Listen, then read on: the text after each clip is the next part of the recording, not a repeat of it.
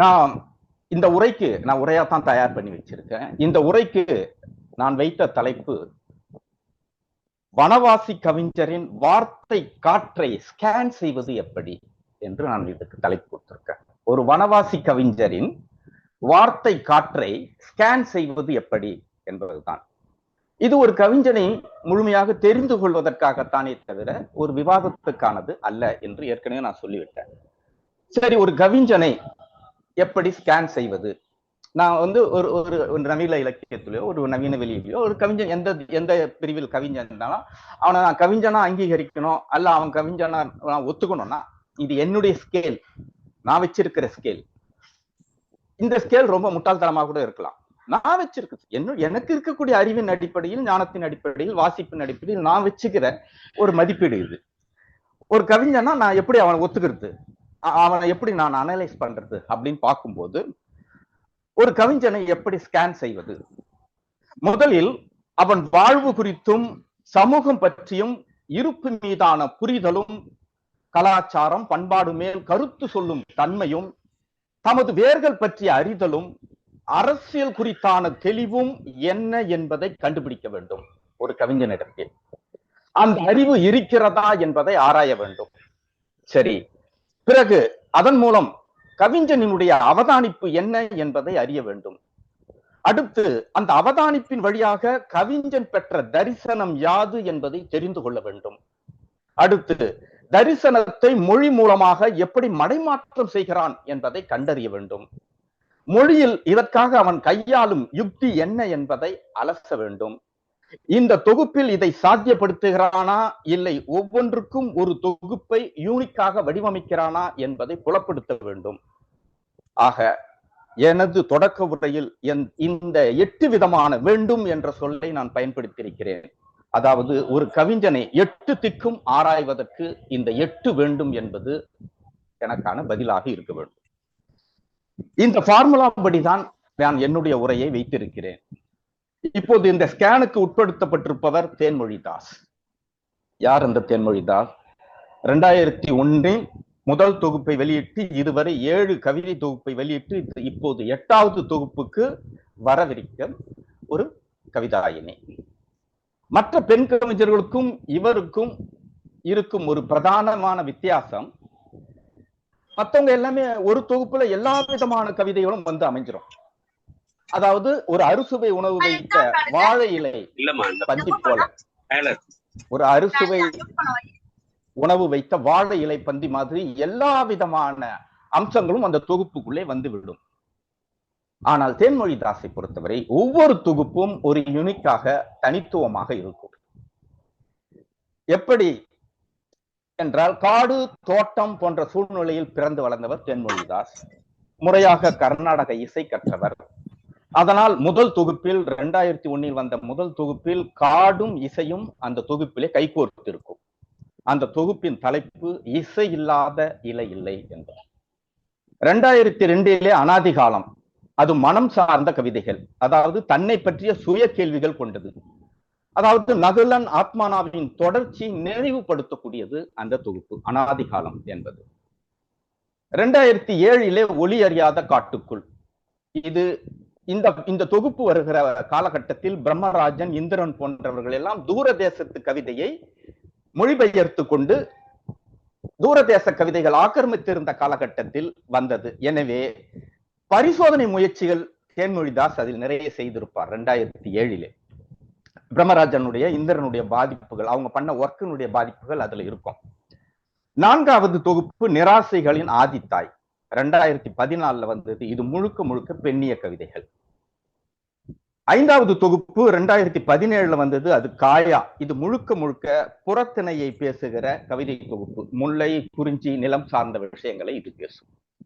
6வது தொகுப்பு 2018 வந்தது வல்லபி. இது முழுதும் அகத்திணை சார்ந்த கவிதைகள். ஒரு உயிர் எதிர்கொள்ளக்கூடிய சிக்கல்களை உள்நோக்கிய பயணத்தை பற்றி உரையாடுகிறது. 7வது தொகுப்பு முருகியம்.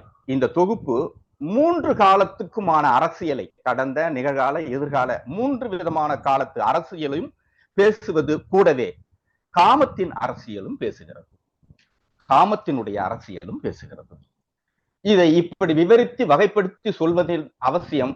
இந்த கவிதை தொகுப்புகளை பார்த்தால் இந்த வகையில் நீங்கள் அணுக முடியும் என்பதற்காகத்தான் இப்படி பிரிச்சு பிரிச்சு சொல்றேன். இந்த தொகுப்பு இப்படி இருக்கும் படிச்சுப்பார், இந்த தொகுப்பு இப்படி இருக்கும் படிச்சுப்பார். அப்படி 8வதாக ஒரு கவிதை தொகுப்பாக வர இருக்கிறது. முகநூலிலே தொடர்ந்து எழுதி கொண்டிருக்கிறார். அவரை தொடர்ந்து நான் கவிதைகளின் வழியாக அவரை பின்பற்றி கொண்டே வருகிறவன். நான் ஆரம்பத்துல சொன்னேன்ல, வாழ்வு, கலாச்சாரம், பண்பாடு, சமூகம், அரசியல், ஆன்மீகம், மதம், காதல், இப்படி எல்லாவற்றை பற்றிய புரிதல் இந்த கவிஞருக்கு இருக்கிறதா? அதுக்கு ஒரு கவிதை போதும் நிரூபிக்க. நமது கவிதை மரபிலே ஒரு பக்தி இலக்கியத்திலே அந்தாதி என்று ஒரு வடிவம் உண்டு. ஆதியும் அந்தமும் இல்லாதவன் இறைவன், தொடக்கமும் முடிவும் இல்லாத இறைவனை கைப்பற்றிக் கொள்வதற்கு ஒரு யுக்தியை கொண்டு வந்தார்கள் நம்மளுடைய புலவர்கள். அதில் ஆதியும் அந்தமும் இல்லாத இறைவனை அந்தாதி என்ற வடிவத்துக்குள் சிக்க வைத்தார்கள். ஒரு வெண்பா அல்லது பாடல் எப்படி முடியுமோ அந்த சொல்லின் மூலமாக மீண்டும் பாடலை தொடங்குவது அந்தாதி வடிவம். நண்பர்களே, எப்பொருளும் ஆவது என்று முடியும் ஒரு பாட்டு இருக்குன்னு வச்சுங்க. அடுத்த பாடல் இந்த முடியும், அடுத்த பாடல் எனக்கினிய எம்மானை ஈசானை என்று தொடங்கும். இப்படி எதில் முடிகிற, எந்த சொல்லில் முடிகிறோம் அந்த முடிகிற சொல்லில் இருந்தே அந்த அடுத்த பாடல் தொடங்கும். இது நம்மளுடைய பழைய அந்தாதி வடிவம். தேன்மொழிதாஸ் அந்த யுக்தியை முடிகிற சொல்லிலிருந்து தொடங்குவதாக கொள்ளவில்லை. எந்த கருத்து முடிகிறதோ அந்த கருத்திலிருந்து பாடலை அடுத்த வரியை தொடங்குகிறார். சொல்லை வைத்து தொடங்கவில்லை, சொல்லை வைத்து அந்தாதியை ஆரம்பிக்கவில்லை. அவர் கருத்தை வைத்து அந்தாதியை தொடங்குகிறார். மெய்வாசகம் என்று ஒரு கவிதை, முழுக்க முழுக்க ஒரு பெரிய கவிதை தான். அந்த கவிதையின் வழியாக இவருக்கு என்னென்னலாம் தெரியும் தெரியாது என்பதை நான் ஒரு பட்டியல் போட்டுவிட முடியும். அது இப்படி ஆரம்பிக்கும். காண்பதில் என்ன இருக்கிறதோ காணாததில் அதன் உயிர் இருக்கிறது. உயிர் எங்கே இருக்கிறதோ அதன் உண்மத்தம் வேறாக இருக்கிறது. வேறு எங்கே இருக்கிறதோ அதன் உச்சியில் சுயம் இருக்கிறது. அதாவது தமிழுக்கு வேறு இருக்கிறது, எனவே அதற்கான ஒரு சுயம் இருக்கிறது என்றும் நீங்கள் இதை பொருள் கொள்ளலாம். எங்கே சுயம் இருக்கிறதோ அது பெருக தவிக்கிறது. எது பெருக தவிக்கிறதோ அது இடங்களை தேடுகிறது. எது இடங்களை தேடுமோ அது வெல்கிறது. இந்த வரியின் மூலமாக நீங்கள் அரசு அதிகாரத்தை புரிந்து கொள்ளலாம். எது வெல்லுமோ அது தோற்றுவிக்கிறது. எது தோற்றுவிக்குமோ அது அதிகாரத்தை செலுத்துகிறது. எது அதிகாரத்தை செலுத்துகிறதோ அது மடமைகளை சூழ வைக்கிறது. எங்கே மடமைகள் சூழ்கிறதோ அங்கு சமத்துவம் குலைகிறது. எங்கே சமத்துவம் சீர்குலையுமோ அங்கே அநீதி எழும்புகிறது. இப்பொழுது இந்த இடத்தில் நீங்கள் மதம், சனாதனம் போன்றவற்றை எழுதி பார்த்து கொள்ளலாம். எனவே இந்த வகையில் அவர் மிக தெளிவாகவே தன்னுடைய கருதுகோளை வைக்கிறார் என்று நான் நம்புகிறேன். எங்கே அநீதி எழும்புகிறதோ அங்கே ஒடுக்குதல் உருவாகுகிறது. எங்கே ஒடுங்குகிறதோ அது அறிவை விட்டு விடுகிறது. எது அறிவை கைவிடுகிறதோ அது மனோபலத்தை இழக்கிறது. எது மனோபலத்தை இழக்குமோ அது தன்னை தொலைக்கிறது. எது தன்னை தொலைக்குமோ அது அடிமையாகிறது. எது அடிமையாக்கிறதோ அதுவே ஆள்கிறது. எது ஆள்கிறதோ அது அடிபணிய வைக்கிறது. அப்போ போராட்டம், இயக்கம், பகுத்தறிவு எல்லாம் என்ன செய்கிறது, என்ன செய்தது என்பதை இதன் வழியாக அவர் புரிந்து வைத்திருக்கிறார். எதற்கு பணிகிறீர்களோ அதற்கு நிமிர்வீர்கள். எதற்கு நிமிர்ந்தீர்களோ அதை வணங்குவீர்கள். எதற்கு வணங்குவீர்களோ அதை சந்தேகிப்பீர்கள். எதை சந்தேகிக்கிறீர்களோ அதை ஆராய்வீர்கள். எதை ஆராய்கிறீர்களோ அதில் குழம்புவீர்கள். எதில் குழம்புகிறீர்களோ அதில் கரைவீர்கள். எதில் கரைகிறீர்களோ அதில் தெளிவீர்கள். அப்போ சமூகத்தில் என்ன வேணும், காதல் வேணுமா, ஞானம் வேணுமா, அதுக்கு என்ன செய்யணும் என்பதை அவர் இந்த விஷயத்தின் மூலமாக சொல்கிறார். நண்பர்களே, எதில் தெளிகிறீர்களோ அதில் காதல் கொள்வீர்கள். எதில் காதல் கொண்டீரோ அதில் ஞானம் பெறுவீர்கள். எதில் ஞானம் அடைவீர்களோ அதை ஒளியாக்குவீர்கள். எதை ஒளியாக்கினீர்களோ அங்கே இருப்பீர்கள். எங்கே இருக்கிறீர்களோ அங்கே இதற்கு முன்பும் இருந்தீர்கள். அப்படி என்றால் நான் புதுசா எதுவும் சொல்ல தேவையில்லை. நம் முன்னோர்கள் இதற்காக என்னென்ன வகுத்து வைத்தார்களோ அதை செயல்படுத்தினாலே போதும். கடைசியில் நீ அங்கதான் வந்தாகணும் என்பதைத்தான். எதை ஒளியாக்கினீர்களோ அங்கே இருப்பீர்கள். எங்கே இருக்கிறீர்களோ அங்கே இதற்கு முன்பும் இருந்தீர்கள் என்ற இந்த மெய்வாசகம் கவிதை. இவர் எல்லா விஷயங்களும் தனக்கு தெரிந்த விஷயங்களை எல்லாம் ஒரு பட்டியல் போட்டு தன்னை அவர் நிரூபித்துக் கொண்டார் என்று சொல்லலாம். உடனே இப்படி ஒரு பேச்சு வரலாம், இது பாத்தீங்களா, இது எதுகை மோனையோட வருது, இது ரிதம் வருது, இது பாட்டு வருது அப்படின்னா இந்த இடத்துல ஒரு இடைச்செருகலாக ஒரு அனுபவத்தை சொல்ல விரும்புகிறேன். அமிர்தம் பத்திரிகையில் நான் ஞானக்கூத்தனை பேட்டி எடுப்பேன். நான் நடத்திய அமிர்தம் பத்திரிகையில். அப்ப ஞானக்கூத்தனை அடிக்கடி நான் சந்திப்பேன். சென்னையில இருக்கிறதால அவர் வீட்டுக்கெல்லாம் போய் சந்திப்பேன். அப்போ ஒரு தர்க்கம் வந்தது. என்னன்னா, எந்த கவிதையையும் இசையமைத்து பாடிவிட்டால் அது கவிதை அந்தஸ்தை இழந்து விடுகிறது, அது பாடல் தான் அப்படின்னு ஞானக்கூத்தன் ஒரு பிரச்சனை ஆரம்பிக்கிறார். ஒரு கவிதையை இசையமைத்து பாடிவிட்டால் அது கவிதை அந்தஸ்தை இழந்து விடுகிறது, அது பாட்டு தான் அப்படின்னு. அப்போ ராகம் தாளம் எல்லாம் குறிப்பிட்டு பாரதியார் எழுதியதெல்லாம் வெறும் பாடல் தான், அது கவிதை பட்டியலில் வராது என்று ஒதுக்கிவிடலாமா என்று மறு விவாதங்கள் தொடர்ந்தது. இந்த விவாதங்கள் வந்து கொண்டிருக்கும் போது வட சென்னையில் இருக்கக்கூடிய கவின் கவி என்கின்ற நண்பர் பிடிபடாத, புரியாத, ஒன்றுக்கு 10 முறை வாசிப்பை மேற்கொள்ள வேண்டிய பிரம்மராஜன் கவிதைகளை ஒரு வெஸ்டர்ன்ல மியூசிக் அமைச்சு கொடுத்தார், பாட்டு பாடி இசையமைச்சார். பிரம்மராஜன் கவிதைகள் எதுகை மோனைகள்லாம் இல்லாதது, அடர்த்தியானது, 2-3 முறை மறுவாசிப்புக்கு உள்ளாக வேண்டிய கவிதைகள், கடல் பற்றிய கவிதைகள். அந்த ஒரு கவிதை, அது அப்படியான ஒரு கவிதைகளை ஒரு வெஸ்டர்ன் மியூசிக் மாதிரி ஒரு பாட்டுல கவி அதை மெட்டமைத்து பாடிவிட்டார். இப்பொழுது அது பிரம்மராஜன் கவிதைகள் கவிதையா பாட்டா? ஏதோ ஒரு விதத்துக்குள் அதை அடக்கி விட்டால் அது கவிதை என்ற அந்தஸ்தை இழந்து விடுகிறதா? இது பெரிய விவாதம். அந்த காலத்திலேயே வந்துருச்சு. இதெல்லாம் 2003-4 இதெல்லாம் தொடங்கி ஆரம்பிச்சு எல்லாம் முடிச்சுட்டு இப்ப வேற ரூட்ல போய்கிட்டு இருக்கு கவிதையினுடைய உலகம். இப்ப இந்த நம்ம ரிதம் குறித்தெல்லாம் இப்ப பேச வைக்க வேண்டிய அவசியம். இதெல்லாம் ரொம்ப என்னுடைய அனுபவத்துல இதெல்லாம் 2003-4 முடிச்சுட்டு வேற ரூட்ல இப்ப நம்ம வந்துகிட்டு இருக்கோம். நண்பர்களே, இப்படியாக தெளிவு கொண்ட தேன்மொழிதாஸ் எழுதிய சில கவிதைகளில் எனக்கு பிடிச்சது, அதனுடைய சூட்சமம் என்ன என்பதை எனக்கு பிடித்த சில கவிதைகளாக சொல்கிறேன். ஏனென்றால் இது ரெக்கார்ட் ஆகிக்கிட்டு இருக்கிறதால இது இந்த அமைப்புக்கான ஒரு முக்கியமான பதிவாகவும் இருக்கும் என்பதால் நான் முறையான ஒரு ஆவணத்தோடு தான் எழுதியிருக்கிறேன். கொஞ்சம் நேரம் ஆனா கூட இதை நான் வாசிச்சு முடிச்சிடுறேன். மற்ற மொழியில் இல்லாத ஒரு அதிசயம் தமிழ்ல அக்குங்க. அது ஆயுத எழுத்துன்னு சொல்லுவோம். நீங்க போரில் பயன்படுத்தக்கூடிய கேடயத்துல அந்த அக்கு இருக்கும். இதை நீங்க பார்த்திருப்பீங்க. அதனாலே அதை ஆயுத எழுத்துன்னு நம்ம சொல்றோம். சரி, தேன்மொழிதாஸ் இந்த கேடயத்தில் இருக்கக்கூடிய அக் அல்லது நம் மொழியில் இருக்கக்கூடிய ஆயுத எழுத்தை எவ்விதமாக பார்க்கிறார், அவருடைய புனைவின் அறிவு எப்படி இருக்கிறது என்பதை நான் இந்த கவிதையின் மூலமாக சொல்ல வருகிறேன். இதுதான் புனைவு என்றால் என்ன என்றால் இதுதான் நான் புனைவு என்பதாக கருதுகிறேன். ஆயுத எழுத்திலிருந்து எப்பொழுதும் மண்டை ஓடுகள் முன்னும் பின்னுமாக உந்தி, வாய்ப்பொத்தி, காதுகள் அடைத்து, கண்களை மூடிய விரல்களோடு உருளுகின்றன. ஆயுத எழுத்தில் இருப்பது நம் மூதாதையரின் மண்டை ஓடுகள் என்று அவர் எழுதுவார். இப்ப நீங்க ஆயுத எழுத்த பாருங்க, 3 புள்ளியா தெரியாது, நம்மளுடைய மூதாதையர்களுடைய மண்டை ஓடுகளாக தெரியும். இதுதான் புனைவு.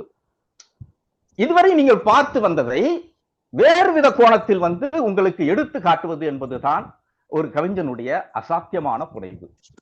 இப்போ புனைவு தேசத்தின் விதின்னு ஒரு கவிதை இருக்கு தேன்மொழிதாசது. அவங்க என்ன எழுதுறாங்க அந்த கவிதையில, நமது தேசத்தின் சதையை யாரோ உணவாக உட்கொண்டு விட்டார்கள், எலும்புகளோ நூலாக சிலர் குறு முதுகுகளில் குறுக்கே கிடக்கிறது. இப்படியான விசித்திர விதியில் தான் தேசம் ஆட்கொள்ளப்பட்டிருக்கிறது என்று எழுதுகிறார். என்ன சொல்றாங்க?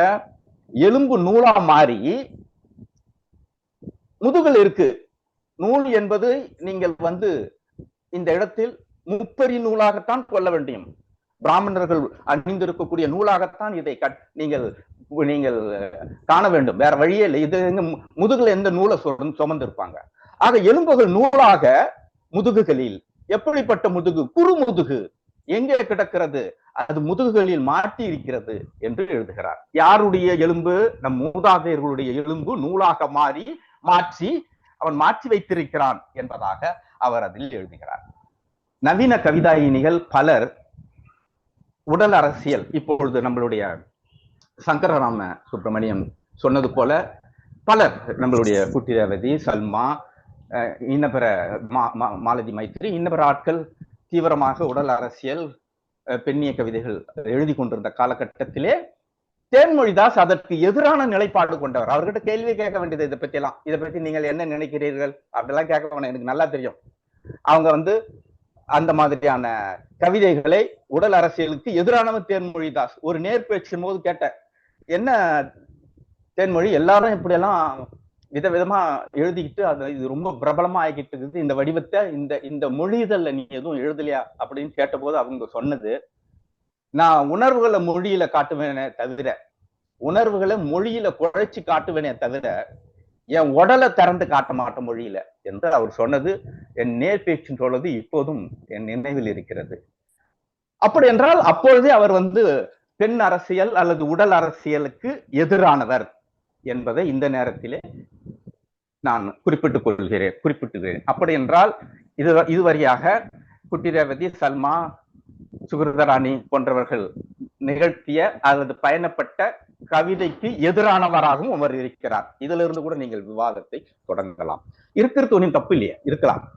நண்பர்களே, ஒரு இடத்துல காமத்தில் கலைவது கலையாகாது, காமத்தால் அடிமையாக்கப்பட்டதே தாயகம் என்று எழுதுவார். இப்ப காமத்தை அவங்க எழுதவே இல்லையானா எழுதி இருக்காங்க. அவங்க எழுதுற டோன் எப்படி இருக்கும்னா இந்த இப்படி இருக்கும், காமத்தால் அடிமையாக்கப்பட்டதே தாயகம், பிராக்கெட்ல தாய் அகம் என்று குறிப்பிடுவார். நீங்கள் தாயகம்ன்றா நாட்டை குறிச்சுக்காதீங்க, தாயினுடைய அகம்தான், ஒரு பெண்ணினுடைய மனம்தான் காமத்தால் அடிமையாக்கப்பட்டிருக்கிறது என்பதை சொல்லும் விதமாக காமத்தால் அடிமையாக்கப்பட்டதே தாயகம், தாயின் காமத்தின் மீது பூசப்பட்டதே வர்ணம், காமமே அரசாட்சியின் மனக்கண்ணாடி, காமத்தின் படிக்கட்டுகளே ஞானத்தின் வழி, காமம் நீதிக்கு நேர் நஞ்சு, பெண்ணிடம் வலிவாய் வலிந்து திணிக்கப்பட்ட முடிவில்லாத போர் என்று காமத்தை எழுதுகிறார்.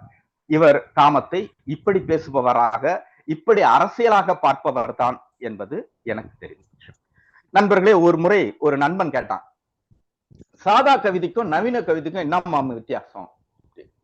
எல்லாமே ஒரே கவிதை தானே, சாதா கவிதைக்கும் நவீன கவிதைக்கும் என்ன வித்தியாசம் அப்படின்னு கேட்டான். அவனுக்கு எப்படி பதில் சொல்றதுன்னு டக்குன்னு ஒரு வரியில கேட்டா நம்ம ஒரு வரியில பதில் சொல்லணும் இல்ல, உட்காந்து அரை மணி நேரம் கிளாஸ் எடுக்க முடியாது. அப்போ என்ன சொல்றதுக்கு கோணங்கி ஒரு கூட்டத்துல பேசினார். எனக்கு கோணங்கினுடைய பேச்சுகள் ரொம்ப பிடிக்கும். கோணங்கினுடைய பேச்சு அப்படியே அந்த குரலை அப்படியே நிழல் மாதிரி பின்தொடரக்கூடிய ஆள். ஒரு சின்ன வரியில் கூட நான் கெட்டியா பிடிச்சுக்கிட்டா மேற்கொண்டு அதை விவாதிக்கக்கூடிய ஆள் நான். கோணங்கி ஒரு விஷயம் சொன்னாரு, மணலில் நனையாத நீர் போல இருக்கிறது ஒரு உணர்வு. ஒரு கவிதை வெளியீட்டு விழாவில் பேசுறாரு, மணலில் நனையாத நீர் போல. நீங்க பாருங்க, சாதாவா நீங்க கடந்துட முடியாது, நீர்ல தானங்க, மணலில் நனையாத நீர், அப்படி மணலில் நனையாத நீர். இப்போ நீர்ல நனையும் மணல், இதுதான் நமக்கு தெரிஞ்ச ஒரு காட்சி.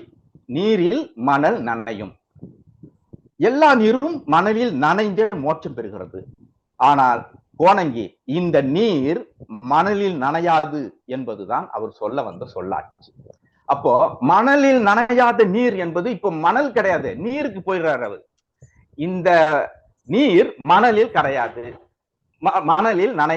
மணலில் நனையாது என்பதாக.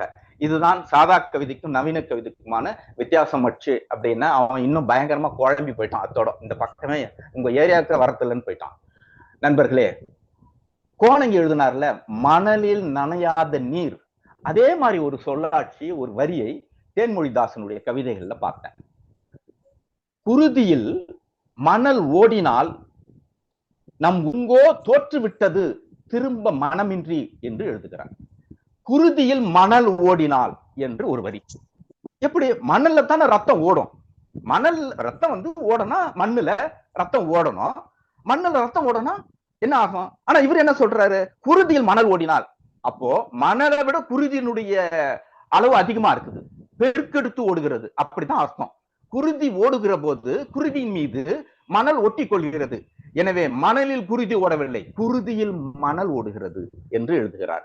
அப்போ அதனுடைய தீவிரத்தை சொல்வதற்கு தான் எப்படி கோணங்கி மணலில் நனையாத நீர் என்றாரோ அது போலத்தான் இவர் குருதியில் மணல் ஓடினால் என்று எழுதுகிறார். அதற்கும் இதற்குமான வித்தியாசத்தை தான், வித்தியாசம் அல்ல, ஒருங்கிணைவை தான் நான் சொல்கிறேன்.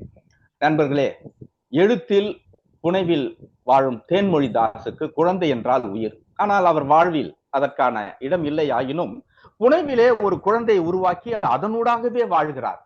எழுத்தில் புனைவுதான் வாழ்வாகவும் அவருக்கு இருக்கிறது. ஒரு கவிதையில் குழந்தைக்கு சூனு என்று பெயரிட்டு ஒரு எல்லாராலும் கொண்டாடப்பட்ட ஒரு கவிதையை அவர் வாசித்து இருப்பார். அந்த கவிதையெல்லாம் இப்பொழுது வாசித்துக் கொண்டிருந்தால் முழு நேரத்தையும் நானே எடுத்துக்கொள்ள வேண்டும். எனவே இந்த சூனு என்கின்ற கவிதையை நீங்கள் வாசித்து பாருங்கள். அப்போ அது கடைசி வரி மட்டும் சொல்றேன். நிலத்தின் ஆழத்தை எடுத்து எனக்கு பொட்டு வைப்பதை, சூனு குழந்தை கிட்ட பேசுறாங்க, சூனு நீ நிலத்தின் ஆழத்தை எடுத்து எனக்கு பொட்டு வைப்பதை, உன் அப்பாவின் பெயரை ஆன்மாவின் தண்டில் எழுதுவதை, மனதுக்குள்ளும் நஞ்சு கொடி வழியாக உனக்கு உயிர் தருகிறேன் என்பதை இங்கு யாரும் நம்பவே இல்லை. சூனு ஒரு குழந்தையை உருவாக்கி அதற்கு சூனு என பெயரிட்டு அவர் சொல்லிக் கொண்டு வருகிறார். இங்க பாருங்க, கர்ப்பப்பையுக்குள்ளதான் நஞ்சு கொடி இருக்கும்.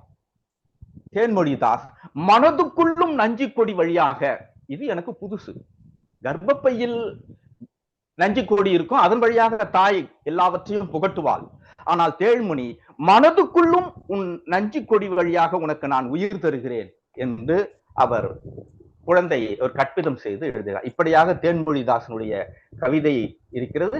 தேன்மொழிதாசனுடைய இப்ப எல்லாரும் சொன்னாங்க இல்லைங்களா, அசுனம் பட்சி, நம்ம சங்கரராம சுப்பிரமணியம் அசுனப்பட்சி பத்தி சொன்னாரு. அது குறித்து கூட நான் ஒரு கூட்டத்தை பேசுகிறேன். அசுனப்பட்சி இருக்குதா இல்லையா, அது என்ன பண்ணும், அது குறித்து அசுனப்பட்சியை ஒரு காதலோடு ஒப்பிட்டு நான் ஒரு கூட்டத்துல பேசினேன்.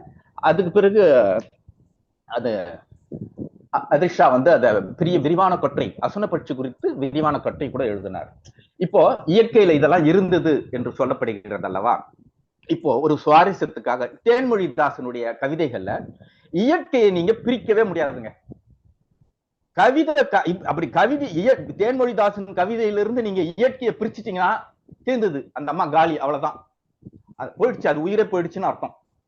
தேன்மொழிதாசில் இருந்து இயற்கையை பிரித்து விட்டால் அது கவிதையாகவே இருக்காது. இயற்கையோடு இயைந்து தான் அவருடைய மொழி இருக்கிறது. ஒரு சுவாரஸ்யத்துக்காக சொல்றேன். அப்படியா, உண்மையா? ஆமா, இயற்கையெல்லாம் எழுதாதமா அப்படின்னு அவங்கள சொல்லிட்டோம்னா முடிஞ்சு போச்சு, அவங்க ஆயுள் காலம் முடிஞ்சிச்சு, தீர்ந்துடுச்சுன்னு அர்த்தம். அந்த வகையில் இயற்கையோடு பின்னி பிணைந்தவர். ஏனென்றால் அவருடைய வாழ்வு, இப்ப நான் அபார்ட்மெண்ட்ல இருக்கேங்க, நான் எப்படி காட்டையும் வண்ணத்தையும் என்னதான் கற்பனை பண்ணி புனைவு பண்ணி எழுதாலும் அதனுடைய ஜீவனுடைய தன்மை கொஞ்சம் குறையத்தானே செய்யும். ஆனா அவங்க அங்கேயே வாழ்ந்தவங்க, தேயிலை தோட்டத்திலேயே வாழ்ந்து காட்டில் வழியே பயணித்து காடே கதின்னு இருந்து இன்னமும் அது காட்டுல தான் வாழ்ந்துகிட்டு இருக்கு அந்த புள்ள. அப்போ மொழியில இயற்கையும் காடும் தோட்டமும் தான் இருக்கும், அது தவிர்க்க முடியாது. அதன் வழியாகத்தான் அது மதத்தை பாக்குது, அதன் வழியாகத்தான் அரசியலை பாக்குது, அதன் வழியாகத்தான் சமூகத்தை பாக்குது. சரி, சுவாரஸ்யத்துக்கு ஒரே ஒரு விஷயத்த சொல்றேன். வல்லபின் ஒரு தொகுப்புங்க, 66 கவிதை இருக்குங்க. அதுல இடம்பெற்ற தாவரங்களை இந்த நிகழ்ச்சிக்காகவே அதை திரும்பவும் வாசிச்சு அதுல இருக்கக்கூடிய அழகியல் என்ன, அரசியல் என்னன்னு ஆராய்ஞ்சிட்ட பிறகு ஒரு சுவாரஸ்யத்திற்காக தேன்மொழிதாஸ் இந்த வல்லபில விஷயங்களை எத்தனை தாண்டா எழுதியிருக்கோம் அப்படின்னு பாக்குறதுக்காகவே ஒவ்வொரு பக்கத்திலையும் பேனா வச்சு நோட் பண்ணுங்க.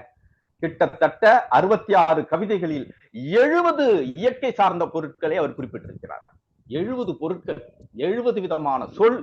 அந்த 66 கவிதையில 70 சொல் வந்துகிட்டே இருக்கு, தவிர்க்க முடியல அந்த அம்மாவால. அந்த எப்படின்னா, உதாரணத்துக்கு இப்படி சொல்றேன், இப்போ தேர்தலை பத்தி தேன்மொழிதாஸ் எழுதுறாங்கன்னு வச்சுங்களேன், தேர்தல் அதனுடைய இயக்கத்தை எழுதுறாங்கன்னு வச்சுக்கோ, அதுல கூட இயற்கை ஒட்டிக்கும். எப்படி, ஆள்காட்டி விரல் தான் அதிகாரம், மை வைக்கிறாங்க, ஆள்காட்டி விரல் தான் அதிகாரம், இதுதானே அவங்க எழுத வர்ற ஆசை. ஆள்காட்டி விரலால் எல்லாத்தையும் மாத்திடலாம் அந்த மாதிரி எழுத வராங்கன்னு வச்சுக்க. எப்படி தெரியுமா எழுதுறாங்க, ஒரு நதியை இழுத்து கிழவி அணிகிறாள், அவள் ஆள்காட்டில் விரலில் தான் நிகழ்காலம். இப்படி ஆள்காட்டி விரல்ல தான் அதிகாரம் இருக்குது, அதுதான் எல்லாத்தையும் மாத்த போகுது, உங்களுடைய நிகழ்காலத்தையும் மாத்த போகுதுன்னு தான் சொல்ல வர்றாங்க. ஒரு கிழவி ஓட்டு போட வர்றா, அவளுடைய ஆள்காட்டி விரல் மூலமாக எல்லாத்தையும் மாத்த போறான்னு சொல்லிட்டு போக வேண்டியதானே. ஒரு நதியை இழுத்து போர்த்தி கொள்கிறாள், எது, அந்த மாறாப்பு. அந்த மாறாப்பை போட்டு கொள்வதை கூட மாறாப்புன்னு எழுத தோல்லையாம், நதியை இழுத்துன்னு மேல போட்டுக்கிட்டு ஓட்டு போட வர்றான். அப்போ ஒரு கிழவியை பத்தி விமர்சிக்கக்கூடிய அல்லது காட்சிப்படுத்தக்கூடிய இடத்துல கூட ஒரு நதியை இழுத்துன்னு வந்து நதியை இழுத்து கொண்டு வருகிறாள், போர்த்தி கொண்டு வருகிறாள். இப்படியாக எழுதக்கூடியவர் தான். அவ்வளவுதான். நீங்க என்ன விவாதம் வச்சாலும் இயற்கையிலிருந்து அவரை பிரிக்க முடியாது.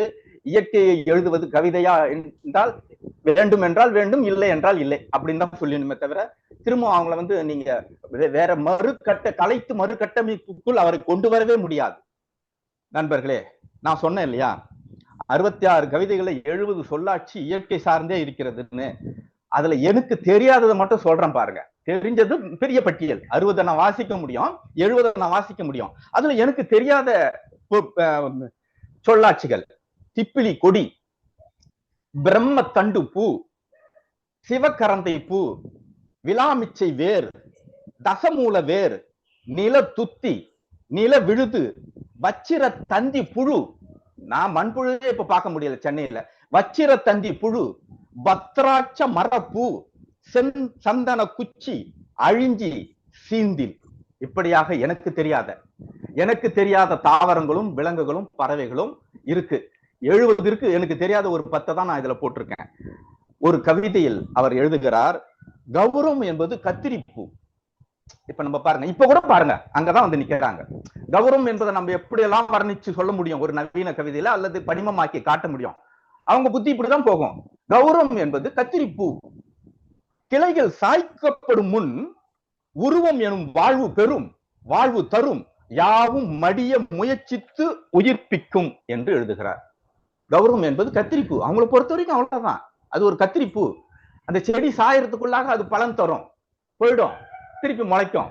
கௌரவம் என்பது கத்திரிப்பூ. இத்தோடு விட்டுட்டா பரவாயில்லையே, சரி போமா, நீ காட்டை பத்தி எழுதுற, உனக்கு கௌரவம் என்பது கத்திரிப்பூவா தான் படிமமா அவன் மாத்த தர முடியுது அப்படின்னு விட்டுறலாம். கவிஞனின் கௌரவம் அப்படின்னு திருப்பி ஃபைனல்ல முடிக்கிறாங்க.